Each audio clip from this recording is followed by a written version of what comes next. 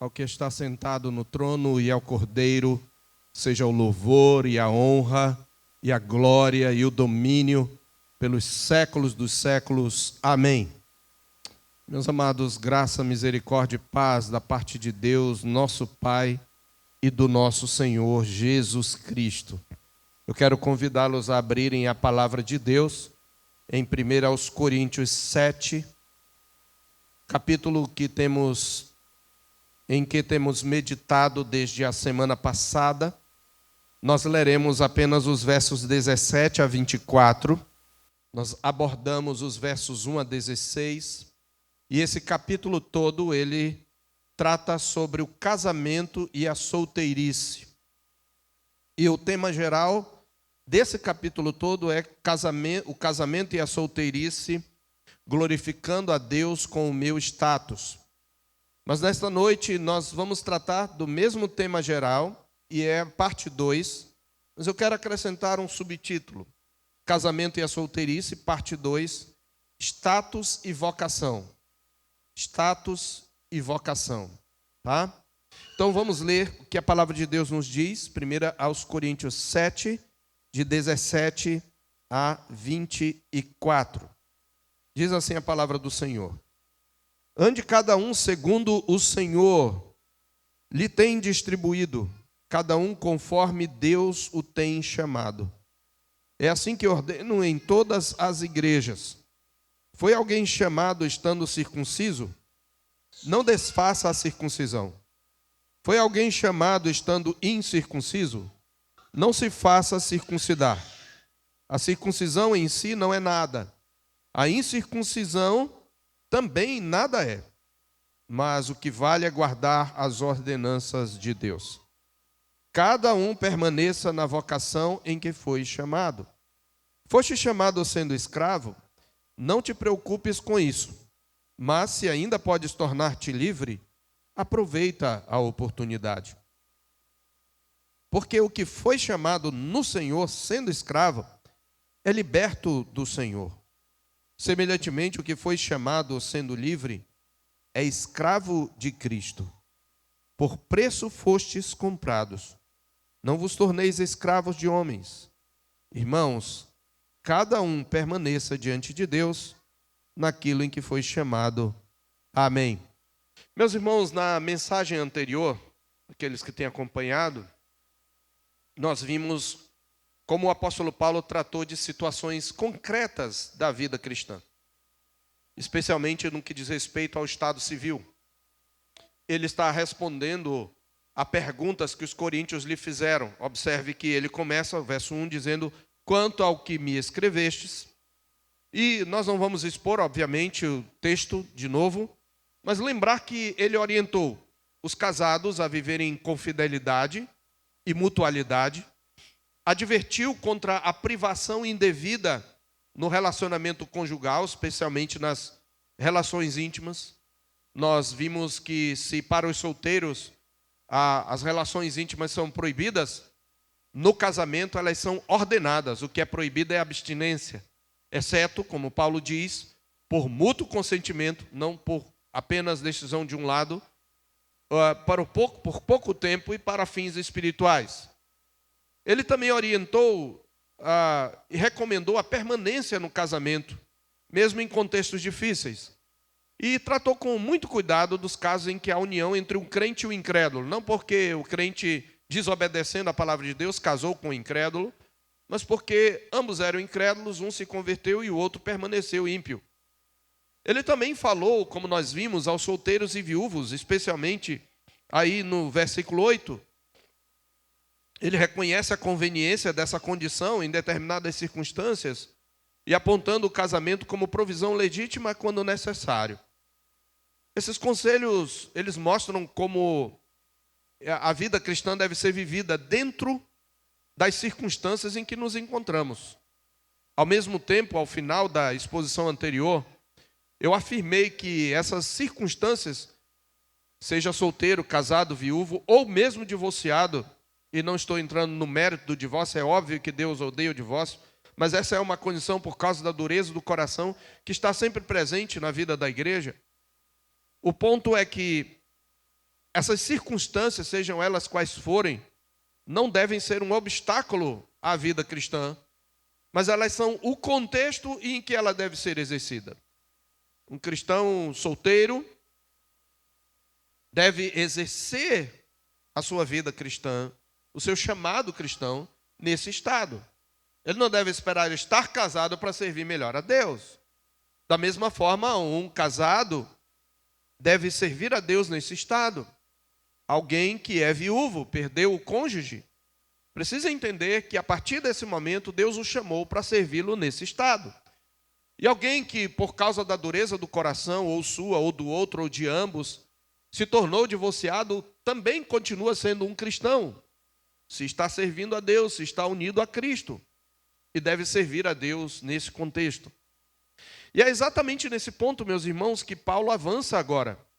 Depois de tratar de casos específicos, ele fala aos casados, aos homens, aos crentes que têm cônjuge incrédulo, aos solteiros, aos viúvos.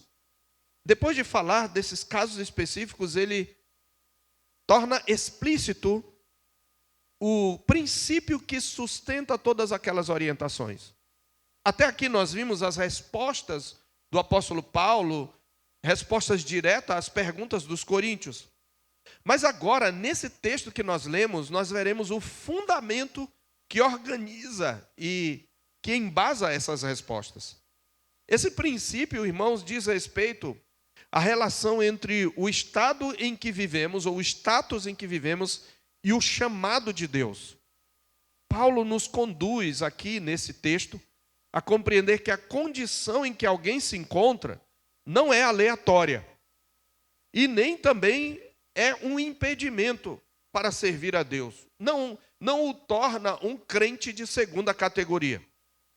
Pelo contrário, a condição em que alguém se encontra, e ele está tratando principalmente de estado civil, mas ele vai ampliar isto, está inserida no modo como Deus governa a vida do seu povo e distribui a cada um aquilo que lhe é próprio.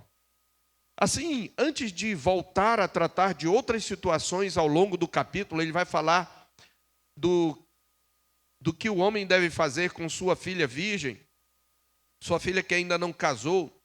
Mas antes disso, Paulo vai estabelecer aqui um princípio doutrinário central que redefine a forma como nós olhamos a nossa própria vida.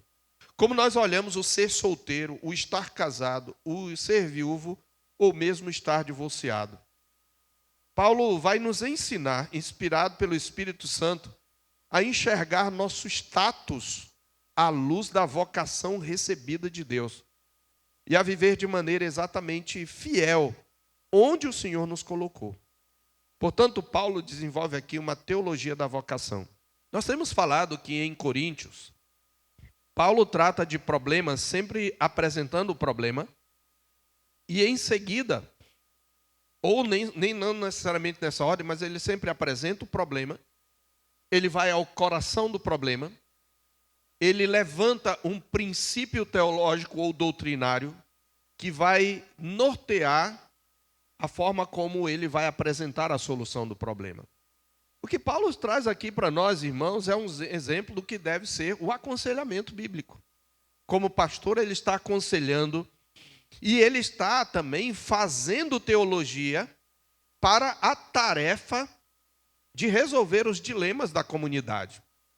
Eu já falei isso no passado, mas nós costumamos dizer, os teólogos bíblicos costumam dizer, que a teologia dos autores bíblicos é uma teologia de tarefa. Eles não simplesmente se reuniram para elaborar uma teologia sistemática, geral, e a teologia sistemática é importante, mas eles elaboraram teologia a partir de problemas que eles pretendem tratar na sua respectiva comunidade.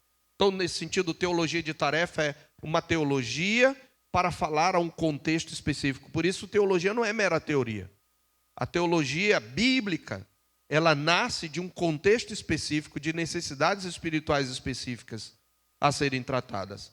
E aqui a palavra-chave, se nós podemos resumir em uma palavra, a palavra-chave nesse texto é a palavra vocação. nós vamos ter aqui um pouco de uma teologia da vocação. O que é, de fato, vocação? A palavra vocação vem do latim vocare, que significa chamar. É um sinônimo de chamado. Aqui você vai ver o verbo chamar, a palavra vocação, que no texto grego é a mesma. Tá? Então, a ideia de vocação e de chamado. Nós podemos pensar em vocação em dois aspectos diferentes, em duas dimensões diferentes. Existe aquilo que a gente chama de vocação cristã, ou vocação geral dos crentes. Todos fomos chamados àquilo que a Bíblia chama de soberana vocação, de santa vocação. Paulo fala em Efésios 4, rogo-vos que andeis de modo digno da vocação a que fostes chamados. Há uma vocação geral dos crentes como sacerdotes de Deus. Nós somos sacerdócio real. E fomos chamados como agentes do reino para espalhar, para fazer avançar, para proclamar pela palavra e pela vida o evangelho de Cristo e para viver para a sua glória. Porém, existe uma vocação, e aqui vem o segundo aspecto, que é específica. Cada um de nós tem um papel específico no reino de Deus. Cada um de nós é chamado para servir a Deus dentro de circunstâncias específicas, de circunstâncias particulares. E o ponto que Paulo vai tratar, aqui já adiantando o princípio geral da mensagem, é que seja qual for a circunstância que eu vivo nesta vida, se eu sou crente em Jesus, ela faz parte da minha vocação. Às vezes temporária, às vezes contínua. A solteirice, por exemplo, pode ser temporária. O casamento, embora devesse ser indissolúvel por causa da dureza do coração humano, também pode se tornar temporário. E também por causa da morte da viuvez. Ok? Então, tudo neste mundo é passageiro. Mas eu tenho, em cada momento, da parte de Deus, uma vocação. Então, neste ponto do capítulo, Paulo faz uma mudança importante na forma como ele conduz o seu argumento. Lembre-se, até aqui ele vinha tratando de situações específicas. Casamento, solteirice, veja que ele vai se dirigir. O marido conceda a esposa, verso 3. Depois ele fala, 8, e aos solteiros e viúvos. Depois no verso 10, aos casados. Depois aos mais, no verso 12, falando de crentes casados com incrédulos. Então, até aqui ele vinha tratando dessas situações. Casamento, viuvez, solteirice, separação, convivência com cônjuge incrédulo. Agora ele vai interromper, nesse trecho que nós lemos, ele interrompe essa sequência de casos, essa sequência do que a gente chama de casuística, né? A casuística é a parte da ética que trabalha com casos específicos, né? Existem na Escritura leis apodíticas e leis casuísticas. Eu gosto de trazer conceitos aqui, e aí eu preciso falar, às vezes, palavra difícil, mas dá o conceito para você enriquecer seu vocabulário e o seu conhecimento. Leis apodíticas são aquelas que se constituem princípios gerais e absolutos para qualquer situação. Então, não matarás, não adulterarás, não terás outros deuses diante de mim, né? Não amaldiçoarás o teu pai e tua mãe, são leis apodíticas, são leis que são princípios universais. Mas existem leis, no Velho Testamento diz assim, se um homem estiver em casa de noite e chegar um ladrão, e na luta com ele matar o ladrão, não será culpado do sangue, porque era de noite.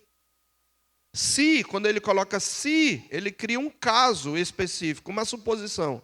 Isso é lei casuística. Paulo está fazendo uma espécie de casuística aqui. No caso dos casados, no caso dos solteiros, por isso o termo casuística, ok? Deu para entender? Então, agora ele vai interromper isso, porque ele começa com uma afirmação geral que orienta a vida cristã e ao longo do texto ele vai retornar essa mesma ideia, repetindo de forma intencional. E eu sempre gosto, quando eu exponho a Escritura, dar para vocês também os instrumentos para vocês interpretarem a Escritura. Um princípio muito importante para você entender o sentido da Escritura são as palavras e expressões chaves. Num texto, num parágrafo, num determinado trecho, normalmente, você tem palavras e expressões chaves. O que são palavras e expressões chaves? São palavras e expressões ou frases que se repetem. E às vezes se repetem em lugares estratégicos para marcar o princípio geral. Observe comigo o verso 17, o verso 20 e o verso 24. Leiam comigo, por favor. Vamos ler juntos. Veja, Paulo diz, conforme Deus tem distribuído. A ideia aqui é como se assim, o senhor da propriedade, ele tem uma propriedade, ele tem bens, e ele distribui parte desses bens a servos, a mordomos, para administrar essa propriedade. Como nas parábolas dos talentos, das minas, lembra? Então essa ideia de distribuir é, Deus te deu uma porção para você administrar em função do seu reino. Mas ele diz, ande cada um segundo o Senhor o tem chamado. Veja, essa é a palavra para vocação, tá? Aí em forma verbal, né? O particípio do verbo chamar. Então é conforme Deus o tem vocacionado. Leamos o verso 20 de novo. O verso 20 agora. Vamos lá? Cada um permaneça na vocação em que foi chamado. Aí a palavra vocação está duas vezes, como substantivo e como verbo.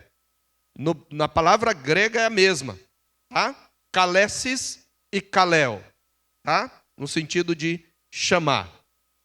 Então é esse o ponto. De novo, agora no verso 24, juntos. Irmãos, cada um permaneça diante de Deus naquilo em que foi chamado. Você percebe?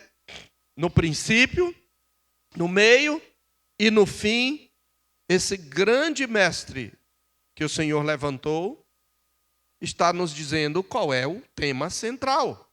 Percebe? Isso nos ajuda. Então, esse é o ponto. Essa repetição revela que estamos diante de um princípio central que Paulo deseja fixar com clareza.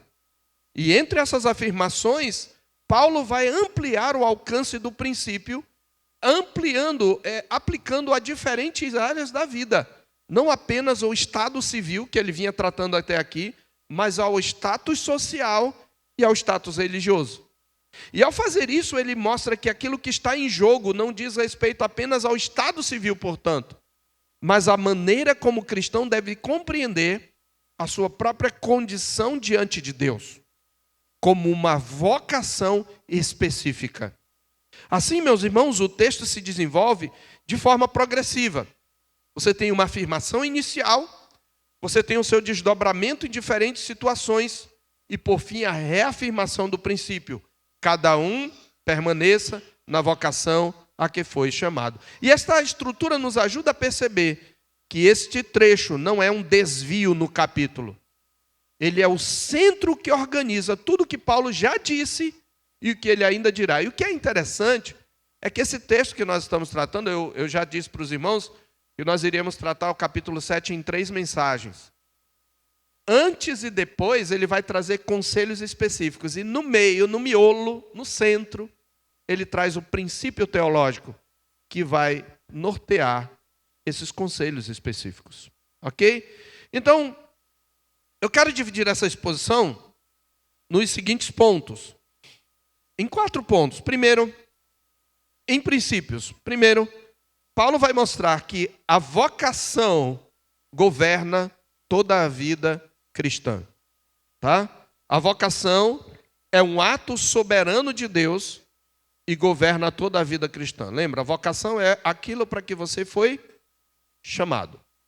Então a vocação, como ato soberano, é um ato soberano de Deus e governa toda a vida cristã. Em segundo lugar, nós veremos que a vocação, portanto, relativiza nossas condições circunstanciais.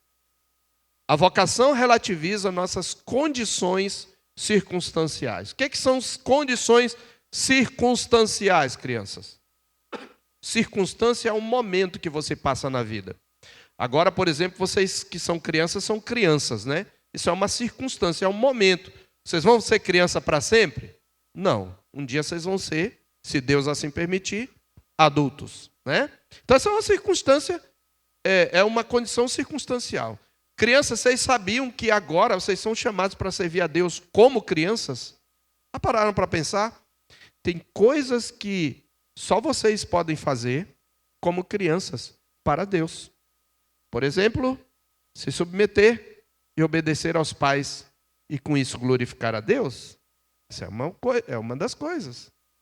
Ensinar as pessoas como brincar de maneira que glorifique a Deus. Porque vocês brincam mais do que os adultos. Os adultos brincam também, né? Tem gente que nunca saiu da 5ª série, né? E mesmo quem saiu, gosta de brincar de vez em quando. Mas é só para vocês entenderem. A vocação relativiza nossas condições circunstanciais. Terceiro, nós veremos que a vocação alcança até também as condições sociais e religiosas. É só para mostrar como ela abrange tudo o que nós fazemos. A vocação alcança também as condições sociais e religiosas. E quarto, ser fiel no status em que Deus nos colocou deve ser a nossa principal preocupação. Ser fiel no status em que Deus nos colocou deve ser nossa principal preocupação. Vamos lá, então, a cada ponto. Primeiro, Paulo mostra no verso 17 que a vocação governa toda a vida cristã. Veja que ele diz: ande cada um segundo o Senhor lhe tem distribuído. Quem distribuiu? O Senhor. Então é um chamado soberano, certo? Segundo cada um, ele repete, cada um conforme o Senhor o tem chamado. Você percebe a redundância? É quase um paralelismo aqui. Ele está repetindo a mesma coisa. E ele acrescenta, não é só para vocês, coríntios, é assim que ordeno em todas as igrejas. E quando ele fala ordeno, ele está falando com a autoridade apostólica. Então é uma ordem que vem do Senhor Deus para nós. Então observe que Paulo inicia com essa afirmação que estabelece a regra geral. Cada um permaneça na vocação em que foi chamado. E ele acrescenta, cada um deve andar como o Senhor lhe designou e como Deus o chamou. Observe então que aqui estão reunidos, irmãos, 3 elementos fundamentais. Primeiro, o chamado soberano de Deus, ou a vocação soberana de Deus. Eu vou sempre alternar entre essas duas palavras que são sinônimos, tá? O chamado de Deus, o chamado soberano de Deus. Segundo, a designação divina das condições de vida. Preste atenção. A designação divina das condições de vida. Estamos no primeiro ponto ainda. Você é pobre, você se considera pobre? Se eu pedisse para levantar a mão, acho que 90% ia levantar, né? A gente sempre é pobre. A gente sempre é o pobre de alguém, né? É o Lázaro de alguém. A gente nunca se vê como rico de alguém, né? Mas as condições são fruto de uma designação divina. E o terceiro elemento fundamental é a responsabilidade do crente de viver de acordo com isso. Então, quando Paulo mostra que a vocação governa toda a vida cristã, vocação, eu estou trazendo um conceito teológico, irmãos. Envolve 3 elementos fundamentais. O chamado soberano de Deus. Segundo, a condição divina, ou a designação divina das condições de vida. E terceiro, a responsabilidade que temos de viver de acordo com isso. Então, essa vocação, ela não é construída pelo indivíduo. E aqui, pais, muito importante para vocês ensinarem seus filhos. Lembra, nós estamos tratando na escola dominical sobre a admoestação do Senhor. O pai como conselheiro bíblico. Quando você orienta o seu filho para uma profissão, a vocação não é para realizar o seu sonho. Muitos pais escolhem a profissão dos filhos para resolver frustrações pessoais ou expectativas financeiras. Não, a vocação não é construída pelo indivíduo. Ela nos é dada soberanamente por Deus. Mas como é que eu vou saber, Senhor? A Bíblia não diz se eu devo ser médico, advogado ou gari, ou pedreiro. Ela não diz, ou carpinteiro, ou pastor.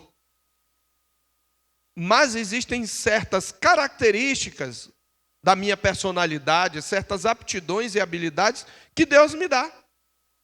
E que funcionam melhor em umas áreas e outras não. E isso nos ajuda muito. E óbvio que também existe uma inclinação interior. Quando eu era menor, aqui, crianças, da idade de vocês, eu queria ser médico. Quase todo mundo, né? Mas eu queria, não era tanto pelo glamour da coisa. Meu pai trabalhava com saúde. E eu sempre me interessei, ainda hoje estudo essa área. Eu queria participar do nascimento. Queria ser obstetra. E eu tinha uma resposta pronta quando alguém disse: você quer ser o quê? Ginecologista e obstetra. Por quê? Porque eu acho lindo o milagre do nascimento. E eu quero participar disso. Mas o Senhor Deus disse não. Ele mudou minha disposição interior. Ele foi desconstruindo ou destruindo os meus sonhos. Eu não segui meus sonhos, tá? Deus teve outros sonhos para mim. Depois eu conto toda a história do chamado pastoral. Mas o ponto aqui é que essa vocação não é construída por nós, ela nos é dada soberanamente por Deus. Então, a vida cristã não começa com escolhas autônomas, mas com a ação de Deus que chama, designa e distribui a cada um aquilo que lhe é próprio, conforme o Senhor assim o deseja. Então, quando Paulo fala em vocação, irmãos, ele não está se referindo, em primeiro lugar, à profissão ou preferência pessoal. Ele está falando do estado em que a pessoa se encontra quando é alcançada pelo chamado eficaz de Deus. Aqui é que é interessante. Paulo está dizendo assim: olha, você foi chamado nessa condição, ou seja, você se converteu nessa condição, não se preocupe em mudá-la. Sirva a Deus nessa condição. Claro que ele não está falando de imobilidade, mas ainda vamos repetir isso. Mas ele está dizendo, é assim que Deus quer que você o sirva. Ele está dizendo então que esse estado inclui circunstâncias concretas da vida, como condição social, situação familiar e contexto em que se vive. Por exemplo, você foi chamado por Deus numa família não cristã? Você é talvez o primeiro cristão da sua família? Paulo não está dizendo, permaneça assim o único cristão. Ele está dizendo, sirva a Deus com esse chamado. Deus te chamou para ser o missionário na sua família. Este é o ponto. Ok? Então, este é o ponto. Esse estado, então, isso significa que aquilo que muitas vezes é visto apenas como circunstância deve ser compreendido como parte do cenário no qual Deus chama o crente para viver diante dele. O foco de Paulo, então, não está em mudar de condição, mas em viver de forma fiel dentro dela. Eu posso mudar de condição? Sim, e isso vai acontecer ao longo da vida, faz parte da vida. Algumas vezes eu vou mudar de condição intencionalmente. Hoje, por exemplo, eu sou estudante, amanhã eu exerceria uma profissão. Hoje eu exerço uma profissão, trabalho numa área, amanhã eu posso exercer outra. Ok? Hoje eu sou solteiro, amanhã eu posso ser casado, depois de amanhã eu posso ser viúvo. Então, o ponto aqui é, nós vamos mudar, e algumas vezes intencionalmente, mas o que ele está dizendo é, a mudança não é o centro, não deve ser a principal preocupação. Do tipo, se eu fosse casada, se Deus mandasse um servo de Deus reformado, puritano, desde 1517. Não, você foi chamada para servir a Deus agora, nesse estado. E esteja contente com ele, sirva a Deus e glorifique a Deus. Mas se aparecer o sujeito nesse perfil, ok. De acordo com princípios da palavra de Deus, seguindo conselhos de conselheiros sábios, sobretudo seus pais, siga em frente. Mas não faça do seu estado o centro. Ok? Isso é que é um importante. O foco não está em mudar de condição, mas em viver de forma fiel. Então nós partimos, primeiro, a vocação é um ato soberano de Deus e governa toda a vida cristã. Segundo lugar, e consequentemente, é uma consequência lógica, o segundo raciocínio, a vocação relativiza nossas condições circunstanciais. Nossas condições circunstanciais externas. O que é externo? Aquilo que tem a ver com a situação que eu vivo. O que é relativizar? Ela faz com que essa circunstância não seja a coisa mais importante. É muito relativo. Ser solteiro ou ser casado, Paulo está dizendo, é indiferente para você servir a Deus e glorificá-lo. Veja, para esclarecer o princípio, Paulo recorre a um primeiro exemplo. Veja os versos 18 e 19, ele vai sair da situação de casamento. Ele vai falar de circuncisão e incircuncisão. Versos 18 e 19. Foi alguém chamado estando circunciso? Não desfaça a circuncisão. Foi alguém chamado estando incircunciso? Não se faça circuncidar. O que é a circuncisão? Você lembra que na velha aliança, a circuncisão era o sinal da justiça da fé, equivalente ao batismo na nova aliança. E era para os judeus. Todo judeu tinha que circuncidar o seu filho homem ao 8º dia. A circuncisão era um tipo de cirurgia, mini cirurgia, né? Feita no membro masculino, no órgão genital masculino, semelhante à nossa fimose, onde se cortava a ponta do prepúcio. E ela tinha a simbologia de um rito de purificação, como se eu estivesse retirando a impureza. E por que no órgão genital masculino? Porque dali saía a semente, o sêmen. Então, aquele que estava sendo circuncidado e toda a sua descendência estavam sendo consagrados a Deus numa relação de aliança. Isso foi substituído pelo batismo.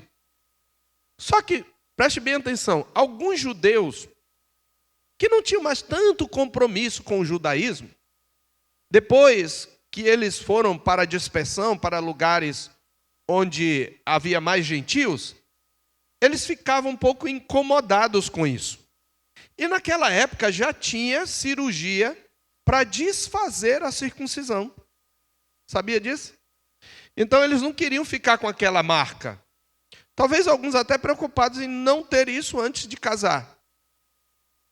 E alguns eu não sei de que maneira, não sei explicar aqui, não achei que era importante estudar a fundo qual era a técnica usada, mas alguns judeus tinham vergonha da circuncisão e eles procuravam cirurgiões da época para retirar esse sinal. Não sei como eles faziam para fazer, mas eles queriam fazer. E Paulo está exatamente dizendo isso. Você foi chamado estando circunciso, não desfaça a circuncisão. Foi chamado estando incircunciso, aí é o caso do gentio, que queria ser igual ao judeu, que tinha uma simpatia pelos judeus. Não se faça circuncidar. Por quê? Veja, a questão não é meramente ritual. A circuncisão, já no Novo Testamento, representava identidade religiosa e pertencimento ao povo judeu. E tinha gente que tinha vergonha de ser judeu, e tinha gente que queria ser judeu. Então, ao tratar desse tema, Paulo toca em algo profundamente significativo para os seus leitores. No entanto, o que ele afirma no verso 19? A circuncisão nada é, ele está relativizando. Esse sinal na sua carne não é nada. E a incircuncisão não é nada diante de Deus. O que é válido diante de Deus? É guardar os mandamentos de Deus. Em outras passagens, ele vai dizer, não adianta você ser circuncidado na carne, mas não ser no coração. Você tem uma marca cerimonial, mas você não guarda a lei. Entende? Então é isso que ele está dizendo. O que vale é guardar os mandamentos, as ordenanças de Deus. Com isso, ele desloca o foco das marcas externas da religião para a obediência a Deus. A vocação, portanto, relativiza essas distinções, irmãos. Elas não definem o valor espiritual do indivíduo, nem determinam sua posição diante de Deus. O que define a vida cristã é a resposta de fé expressa em obediência. Então a vocação, ela relativiza o meu estado. Não só isso, a vocação, em terceiro lugar, alcança também, em termos de relativização, as próprias condições sociais. Então ela relativiza as circunstâncias externas e ela alcança até as condições sociais. Quando eu falo alcança, é mais do que relativizar. O que eu quero dizer e o que o texto vai mostrar é que a condição social em que você está faz parte de sua vocação. E aqui eu vou trazer o princípio mais chocante. Pode até cair no YouTube. Porque na atual moralidade esse é um tema muito caro. As questões de sexualidade não, mas essa questão é caro. A questão da escravidão. E Paulo vai trazer algo chocante. Olha o que ele diz aí. No verso 20, desculpe. Cada um permaneça na vocação em que foi chamado. Irmãos, Paulo seria totalmente cancelado nas redes sociais e possivelmente processado. Mas é a palavra de Deus e eu preciso expor a palavra de Deus. Ele diz: foste chamado sendo escravo? Não te preocupes com isso. Não é chocante? Como assim, pastor? Paulo está dizendo. Alguns vão dizer, não, mas as condições de servidão na época de Paulo eram diferentes das condições de servidão que viveu o Brasil. A gente pode concordar com isso, mas é só uma forma de amenizar. O escravo naquela época era a propriedade do seu senhor. E havia várias razões por que alguém se fazia escravo, até por causa de dívida. Mas o ponto que Paulo está trazendo aqui é que até isso é relativo. Não se preocupe, não faça disso o foco da sua vida. Ao fazer isso, Paulo está apoiando a escravidão como ação tirânica do homem sobre o seu semelhante? Não. Leia Filemão e você vai ver isso. Ele evangeliza um escravo, ele devolve esse escravo ao seu senhor e diz, não receba mais como escravo, mas como irmão. Ele está trabalhando dentro da estrutura, mas ele vivia sob uma estrutura que não tinha como mudar. Então ele está dizendo, você vai fazer o servir a Deus depender disso? Não. Paulo está dizendo, você foi chamado para servir a Deus como escravo, e ele não está fazendo isso para autenticar ou dar a sua chancela, ou justificar a escravidão. Ele está dizendo que existem certas condições em que os homens se encontram, que são fruto da maldade, da tirania humana, e ainda assim, Deus o chamou para isto, para glorificar o seu nome naquela situação. Não é tanto que Deus o chamou para serem escravos, mas Deus o chamou para serem dele e glorificarem o seu nome mesmo como escravos. Por isso ele acrescenta, para deixar claro, mas se ainda podes tornar-te livre, aproveita a oportunidade. Veja, ele não está dizendo que se você não tem oportunidade, você não vai poder, naquela época, se tornar livre. O ponto é que a repetição que Paulo faz no verso 20 reforça a centralidade da ideia. Então ele está aplicando agora a condição social. Ele falou da condição cultural ou religiosa, e agora ele usa o exemplo da escravidão. Se alguém for chamado escravo, não deve se inquietar com isso. Ainda assim, se puder tornar-se livre, deve aproveitar a oportunidade. É óbvio, nós temos que evitar uma leitura superficial De novo, eu preciso lembrar, Paulo não está legitimando a escravidão como sistema, irmãos. Ele está mostrando que a condição social não impede a vida cristã, nem limita a ação de Deus. Deixa eu trazer para um exemplo semelhante, e aí vocês vão entender. Vocês acham que é justo os milhares de cristãos da igreja perseguida, por exemplo, estarem hoje, nesse momento em que estamos cultuando, em campos de concentração, como acontece na Coreia do Norte, na China e em outros lugares, sendo maltratados por serem cristãos? Vocês acham que é justo? Sim ou não? Não. Quem fez isso é culpado diante de Deus? Sim. É injusto, é insano, é imoral. Porém, irmãos, entendam, as duas coisas se sobrepõem. Eu poderia dizer que Deus os chamou para glorificá-lo e para dignificar o nome de Cristo nesse estado? Faz parte da vocação deles o sofrimento, sim ou não? Sim. Entendeu? Esse é o ponto. Alguns são chamados para glorificar a Deus nesse estado. E claro, os sofrimentos do tempo presente não são para comparar com a glória por vir a ser revelada em nós. Esse não é o nosso lar. E este é o ponto de Paulo. Ele explica isso com essa inversão significativa. Veja o verso 22, como ele relativiza. Aquele que é o escravo chamado no Senhor, espiritualmente ele é liberto no Senhor. O escravo é livre. O escravo crente é mais livre do que o liberto ímpio. Ele é livre, porque ele foi libertado do pecado. Ele vive numa escravidão física, numa escravidão social, mas ele é livre. Ele é tão livre espiritualmente quanto um liberto, que é crente. E não só isso, o livre chamado é o quê? Escravo de Cristo. Ele é liberto, mas ele não pode fazer o que ele quer. Ele tem um Senhor no céu. É o que ele diz no verso 22. Porque o que foi chamado no Senhor, sendo escravo, é liberto do Senhor.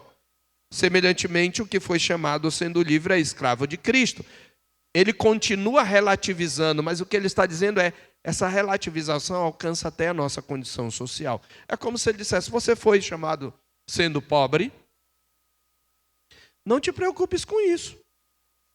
Agora, se vier uma oportunidade para ganhar um pouco mais, aproveita a oportunidade. Mas não te preocupes com isso. Esse é o ponto que Paulo está colocando. Então, Paulo está redefinindo, irmãos, completamente a forma como essas categorias devem ser entendidas. Ele está dizendo que a identidade do cristão não está fundamentada em sua condição social, mas em sua relação com Cristo. Veja, que foi chamado no Senhor. Aí a doutrina da união com Cristo está aí. Percebe? No Senhor, nós estamos em Cristo e Cristo em nós. É liberto do Senhor. É um liberto que pertence ao Senhor. Semelhantemente, o que foi chamado sendo livre é escravo de Cristo. Então, observe. A relação com Cristo muda tudo. Ela é mais importante do que ser mulher, do que ser homem. Nós vivemos numa sociedade identitária, né? Onde agora todo mundo quer ter a sua identidade legitimada, recebida, contemplada pelas ações do Estado. Eu não sou contra os direitos, mas nós precisamos entender, às vezes a identidade se torna muito central, até quando essa identidade ela está conectada com o meu pecado, né? Porque às vezes a identidade está conectada com o pecado. Então, assim, o mais importante para mim não é ser negro. Isso, inclusive, é uma discussão insana no Brasil. Porque, na verdade, eu sou pardo. Parece estranho, não é? Mas a parditude tem sido discutida. Inclusive, tem uma moça que está trabalhando isso e tem sido cancelada pelo próprio grupo que ela seguia, porque ela está falando sobre parditude. Existem pardos claros, pardos dos olhos azuis, pardos mais negros. Por que eu sou pardo? Minha mãe era branca. E meu pai negro. Então eu sou pardo. Mas eu sou um pardo retinto. Certo? A minha filha... Desculpa, filha, briga comigo um pouquinho, porque tá pardo lá no... Ela queria que botasse negro. Falei, filha, você pode mudar, tá tudo tranquilo, pode mudar. Vamos lá, no cartório a gente muda. Que bom que você quer assumir. É mesmo, os dois. Essa aqui é outra parda, um pouquinho mais clarinha. Paleta um pouquinho mais clarinha, café com leite. Mais leite que café, o meu é mais café do que leite. Mas... ela também, minha esposa, é filha de uma senhora clara.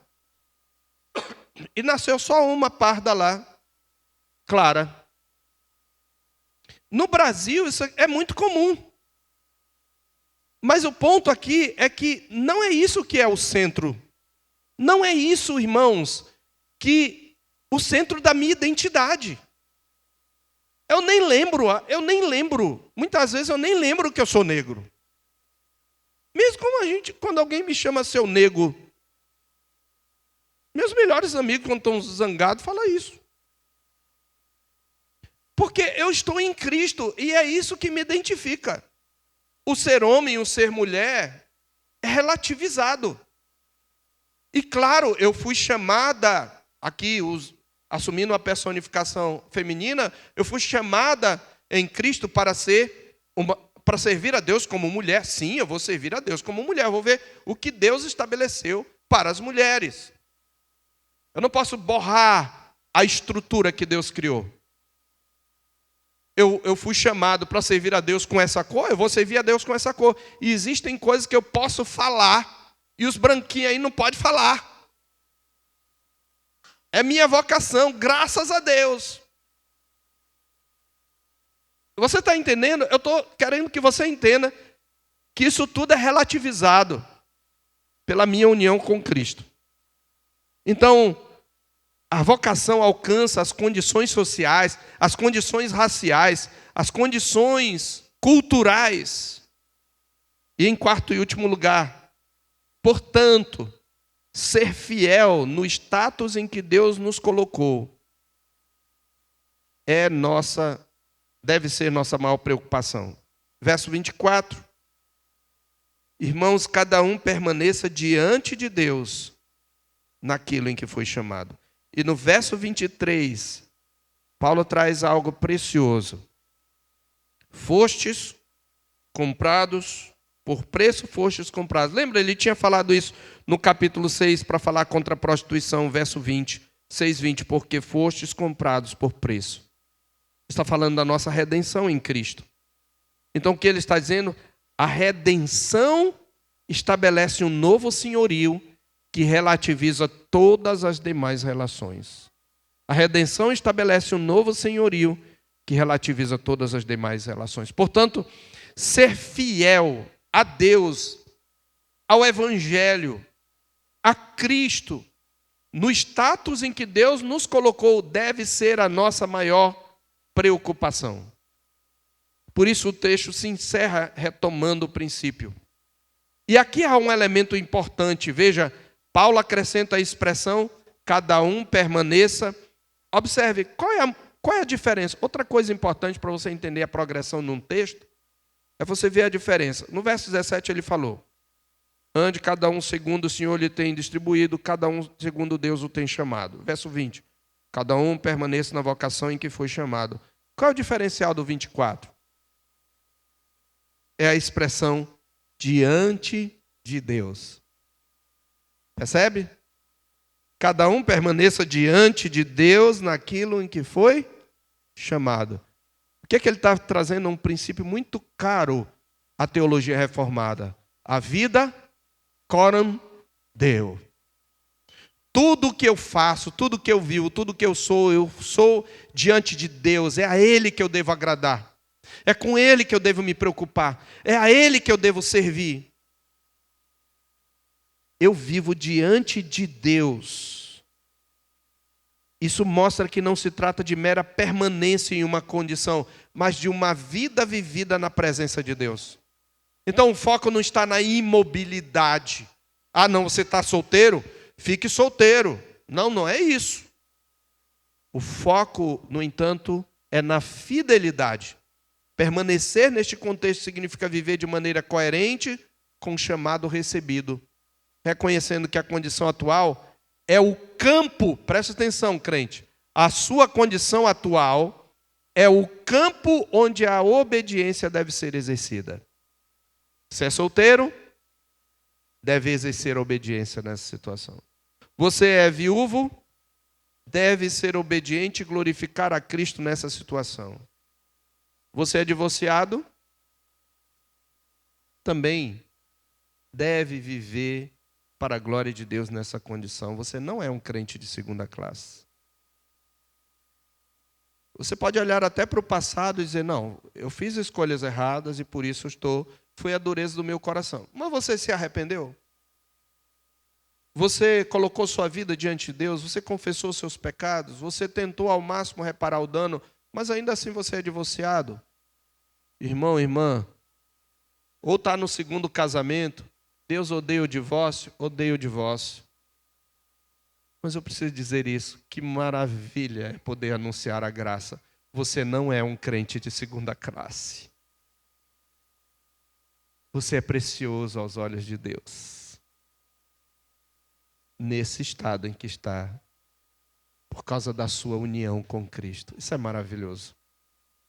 Então, diante disso, eu quero trazer algumas aplicações aqui. E eu vou tentar ser breve em cada aplicação, porque muitas coisas vêm aqui para nós aplicarmos. Primeira aplicação em forma de exortação. Receba com humildade a condição em que Deus o chamou. Receba com humildade a condição em que Deus o chamou.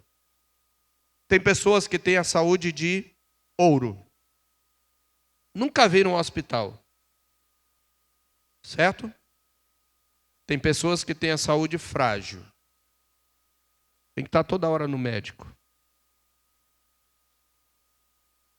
Isso é bem complicado. Eu sei o que é isso, porque eu sou casado com uma mulher que tem que estar quase toda semana no médico. E essa aparência saudável, linda, maravilhosa, empoderada. Não, empoderada não. Ninguém sabe. Tem que ficar monitorando milimetricamente. E ainda tem gente que diz assim, nossa, no médico de novo. Tem gente que ainda cobra. Mas tem gente que foi chamado para servir a Deus, glorificar a Deus, dignificar o nome de Cristo nessa condição. E vai, inclusive, falar mais ao coração de quem também vive a mesma condição, porque quando estiver tratando vai dizer, eu sei o que você está passando, porque eu passo semelhante situação.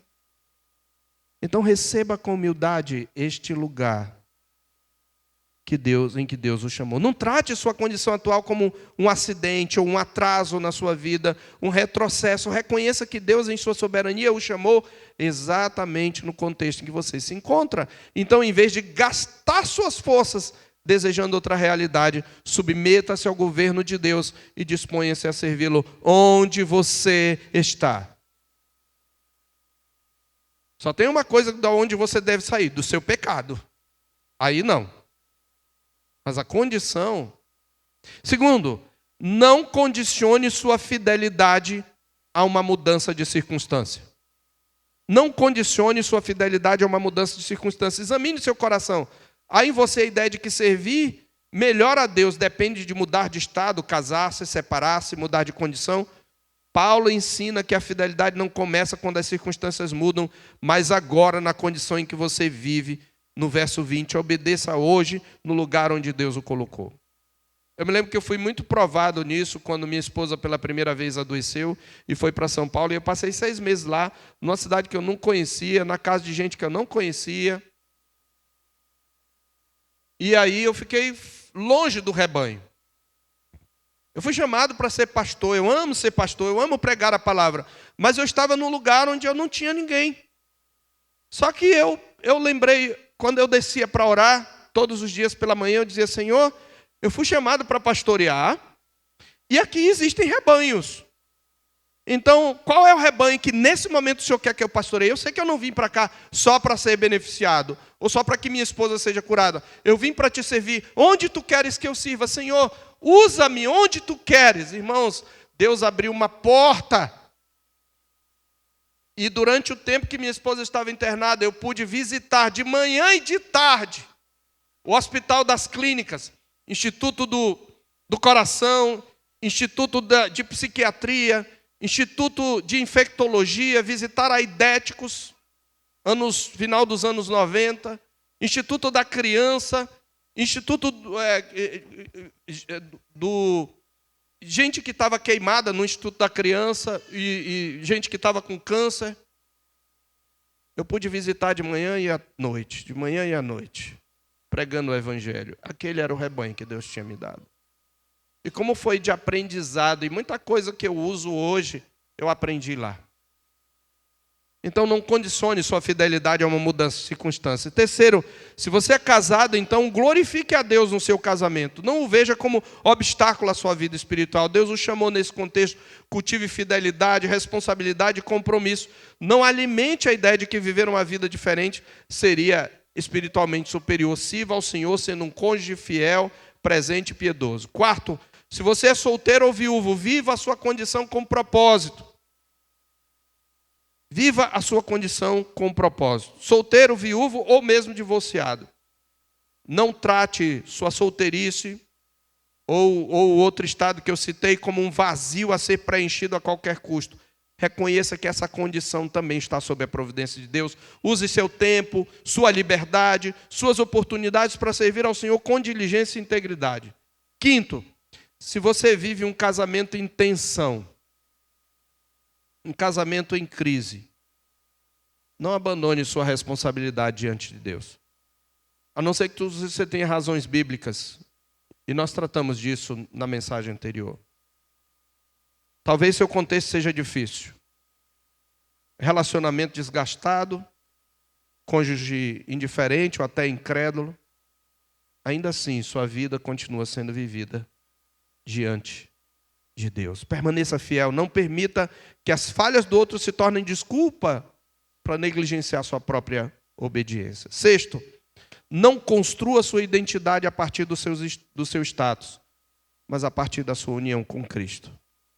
Sua condição social, seu estado civil ou qualquer marca externa não definem quem você é. Você pertence a Cristo. Você foi comprado por preço, você vive sob o seu senhorio. Não permita, irmão, não permita, irmã, que padrões humanos determinem seu valor ou sua direção. Sétimo, aproveite oportunidades legítimas, sem perder o foco do chamado. Se Deus abriu porta para mudança, apareceu lá o príncipe encantado ou a princesa encantada, ou apareceu o melhor emprego, aproveite. Paulo diz isso no verso 21.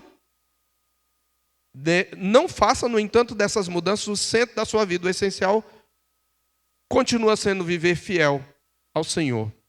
E o oitavo e último lugar, viva conscientemente corandeu, diante de Deus. Paulo encerra afirmando: eu tenho que ter consciência, eu estou diante do Senhor. Avalie suas decisões, seus desejos, suas atitudes à luz dessa realidade. A sua vida não é vivida diante dos homens, mas diante de Deus. Eu quero concluir, irmãos. Observe que nesse trecho Paulo não acrescentou novos casos, mas nos ofereceu a chave para compreender todos eles. Ele nos ensina que a vida cristã não é definida por mudanças externas, mas pela fidelidade ao chamado de Deus dentro das circunstâncias em que vivemos. A vocação é soberana e governa toda a vida cristã. Deus chama, designa, distribui a cada um aquilo que lhe é próprio e, diante disso, a prioridade do crente não é buscar constantemente uma nova condição, mas viver de forma fiel na condição em que foi colocada. E esse ensino, irmãos, confronta tanto a inquietação quanto a insatisfação do coração humano. Nós somos inclinados a pensar que a vida será melhor, mais plena, ou mais espiritual em outra realidade. A palavra de Deus aqui nos chama a olhar para a nossa vida à luz do senhorio de Cristo. Fomos comprados por preço, pertencemos a Ele e é diante dele que devemos viver. Na sequência do capítulo, o apóstolo mostrará como esse princípio se aplica de maneira ainda mais direta às decisões relacionadas a casamento e a solteirice. Mas, antes de tudo, ele estabelece algo fundamental. A glória de Deus não está condicionada à mudança do nosso status, mas à fidelidade com que vivemos o chamado que recebemos. Que Deus aplique a sua palavra ao nosso coração. Vamos orar. Senhor, que passagem maravilhosa. Como ela é específica, como ela é clara, como ela nos orienta de maneira clara, de maneira cristalina, acerca da importância da vocação, de como ela governa toda a nossa vida. Ajuda, Senhor, cada um de nós aqui a viver de acordo com a vocação em que foi chamado. Seja criança, adolescente, jovem e adulto. Ó Deus, aqueles que são os únicos crentes de sua família, ou aqueles que são casados e vivem uma relação difícil, aqueles que são solteiros, aqueles que são viúvos e até aqueles que são divorciados, aqueles que estão numa condição social menos favorecida ou mesmo mais favorecida. Senhor, ajuda-nos a entender que o nosso foco deve ser glorificar ao Senhor na condição em que estamos. E aproveitarmos as oportunidades de mudança quando assim o Senhor nos conceder, sabendo que é um novo chamado específico que o Senhor está nos fazendo. Fala ao nosso coração e aplica a tua palavra em nome de Jesus. Amém.